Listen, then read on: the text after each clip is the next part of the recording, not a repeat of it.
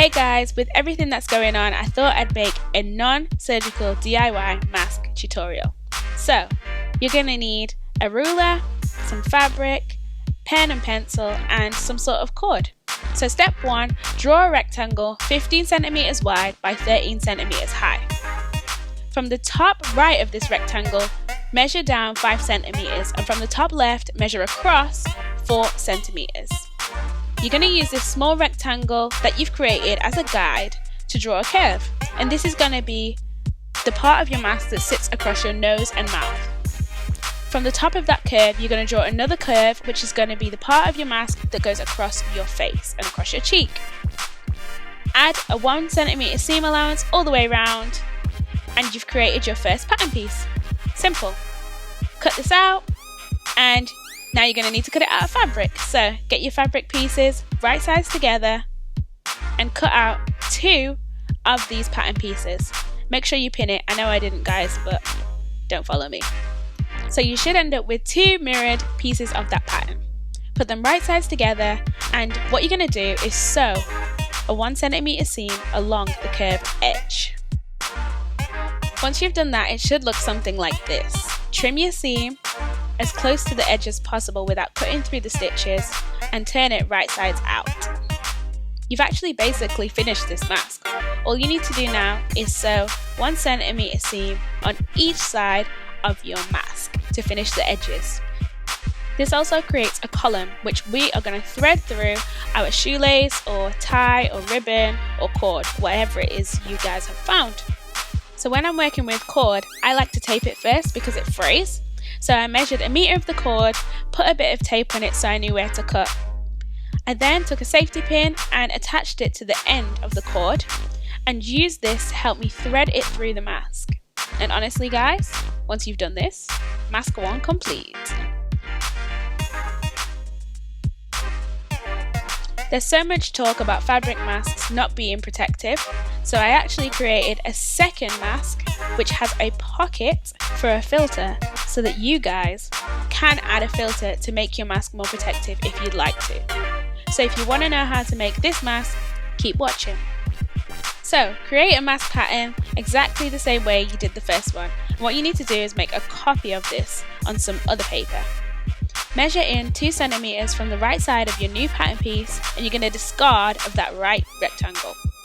When you cut this out, you should be left with a pattern piece identical to the first, but 2 centimeters shorter on the right side. You then need to make a third copy of your original pattern piece. You can copy off about 3/4 of it, and from the right side, you need to measure in 5 centimeters. Make sure you mark the side seam, the edge, and also which way up this pattern piece goes. Cut that out, and you should be left with 3 pattern pieces. Ta-da! And they should all fit together almost like a jigsaw, as you can see here. Cut 2 of each pattern piece out of fabric, starting with the largest pattern piece, which is going to make the base of your mask. Right sides together, just like you did in the first tutorial, and sew across the edge. You're also going to do the same thing with the smaller curved pattern piece. And once you've done that, you should end up with something like this. Trim off the seam and make sure you press it out so it's nice and crispy. On the smaller curved pattern piece, hem the raw edge 0.5 centimeters on both sides. And here's one I did earlier. Joke. You actually have to do this also on your smaller pattern pieces, and I've already done this for you so you guys can see. Make sure you hem the side that says edge, not the side that says side seam. So now moving on to the hardest part of this tutorial. Take your larger curved pattern piece, right side up, and pop the curve out to the back of the mask. You then need to lay your smaller curved pattern piece on top of this right side together. Pin it in place, matching the seams. Make sure you get it as accurate as you can because this is really going to help with the quality of your final mask. So once you've done that, you're also going to have to line up the smaller edge pattern pieces. Right sides together, match the raw edge of the pattern piece to the raw edge of your mask, just like this. Pin that in place. As I said before, accuracy is key here. It will make sure that your mask looks amazing. Once you've done this, you're going to actually take this to the sewing machine, sew across the top edge and across the bottom edge.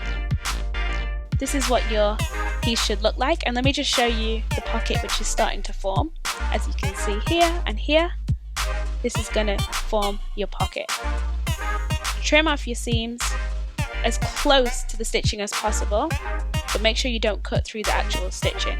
This simple step just helps your mask to curve better. So once you've done that, turn the entire thing right side out. Fun fact, I hate ironing, but make sure you press the entire mask out on the iron to give it a crisp look. And there you go, preview of the pocket, one step left to go. Measure the height of your mask. Mine is 8 centimeters, and I'm gonna make a rectangle 8 centimeters by 5 centimeters wide. Add seam allowance only to the top and the bottom of your rectangle, 1 centimeter, because you've already got seam allowance on every other edge. Cut 2 of these out of fabric and hem the top and bottom edge like so. Match the raw edge of your mask to the raw edge of your binding. Stitch a 1 centimeter seam on either side.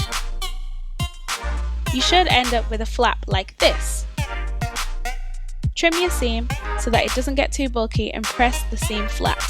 Flip the entire mask over, and what you're going to do on the raw edge of the binding is fold in 0.5 centimeters and press that down with an iron. Fold the entire piece of binding in half and press that down again. Line up the pressed edge with the edge of your stitching. It's a little bit fiddly, but it's easy to do. You're going to stitch that in place and it should look something like this. And actually that's created the columns for us to thread through our cord, just like we did in the first mask. And then yeah, you're done. I went back and finished the edges of the cord on this mask just because I wanted to add a little bit extra pop of flavour and a pop of colour. But yeah, that's the end of this tutorial. I really hope you guys enjoyed it. And let me know if you do make one of these masks. And if not, you can always just head over to my shop and purchase them there. The links are in the description. Thanks for watching. Comment, like, subscribe and share. See you all in the next one.